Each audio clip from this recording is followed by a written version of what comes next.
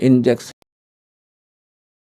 वो लाने पड़ेंगे, उसको खिलाना ही पड़ेगा, तो तब जा करके वो स्वस्थ होगा।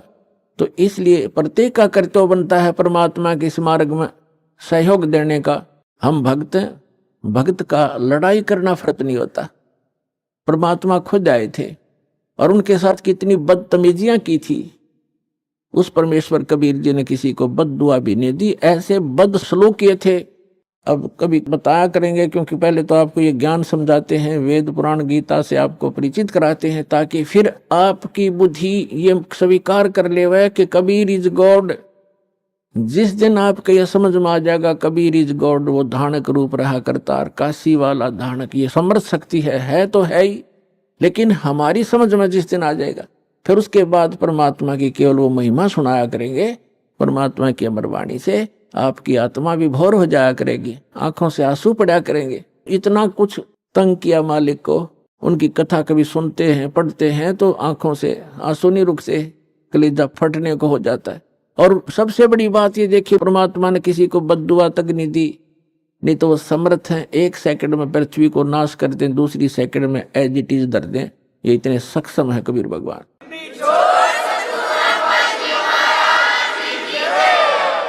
लेकिन उन्होंने उनको बद्दुआ नहीं दी, क्योंकि उनको मालूम था कि ये मेरे ही बच्चे हैं। इन्होंने भांग पी रखी है काल भगवान की, और इन दुष्ट लोगों ने मेरे बच्चों को बेरा विरोधी बना दिया काल के दूतों ने। और वो काल के दूत कौन है? वो गुरु पद पे, वो भी तो परमात्मा के बच्चे हैं।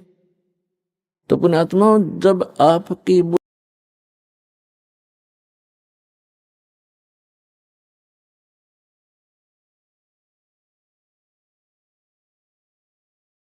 सतर इतना ऊपर उठ जाएगा तब हम आगे बढ़ पाएंगे। ना तो रोज की किसी गेल में लड़के ये तो तैयार बैठे हैं।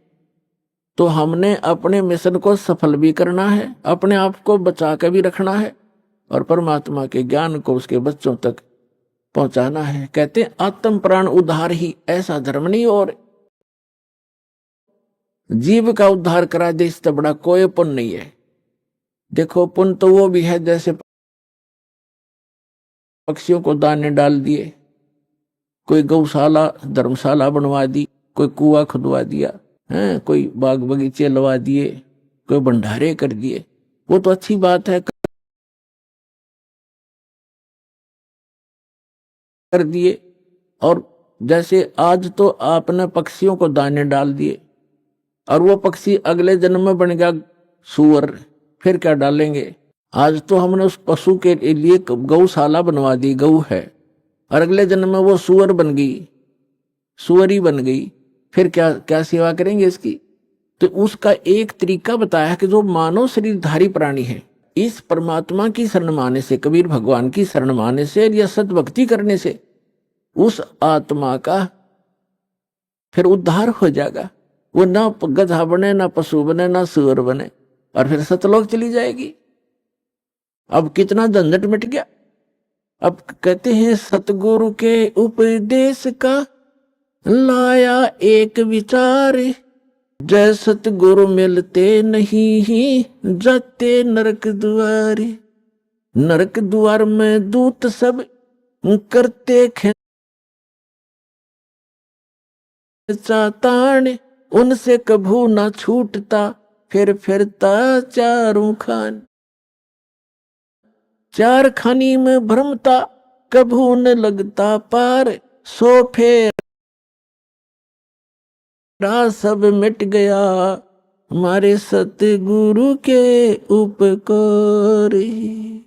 क्या बताना चाहते हैं कि एक मानव शरीरधारी प्राणी को और परमात्मा की शरण में ला देने से, ये सतभक्ति प्राप्त करवा देने से उस लाने वाले को इतना पुण्य होगा जैसे करोड़ गौओं को कसाई से कटने से बचा कर और चरागाह में छोड़ देने का होता है।